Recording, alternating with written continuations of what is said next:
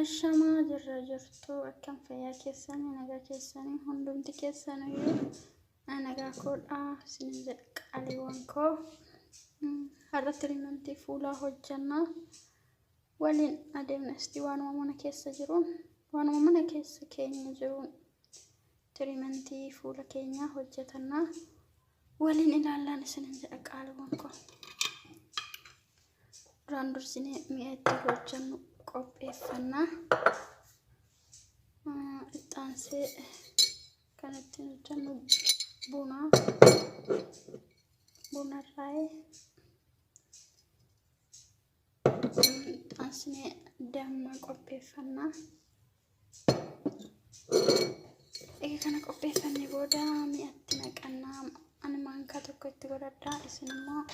haga barbaadan laaltan itti godhachuu dandeessanii dammallee akkasumatti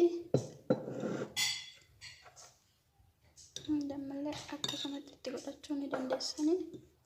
isiniin jedha qaaliiwwan koo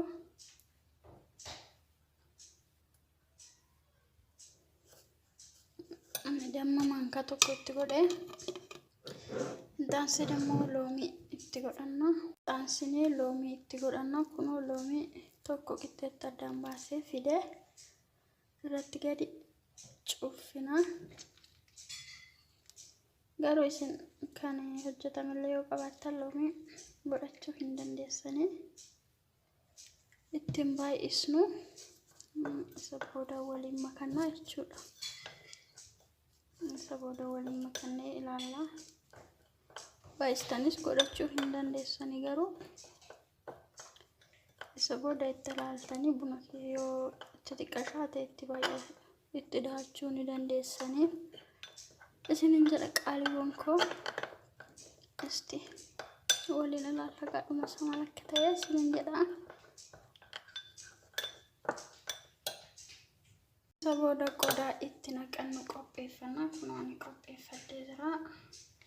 isa nuusuu ta'e qopheeffannaa isiniin jedha qaaliiwwan koo isa booda immoo qodichatti naqannee waliin ilaallaa isiniin jedha meeshaa keenya keessatti naqannee jirra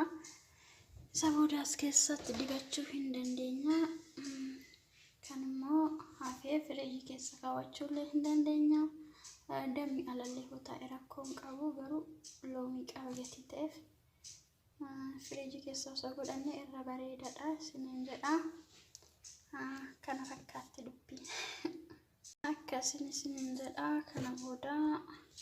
yeroo barbaanne fuunee dibachuu hin dandeenya jechuudha akkasii isiniin jedha viidiyoo kana haga dhumaatti ilaaladha like gochuun dagatinaadha share gochuun dagatinaa isiniin jedha qaaliiwwan koo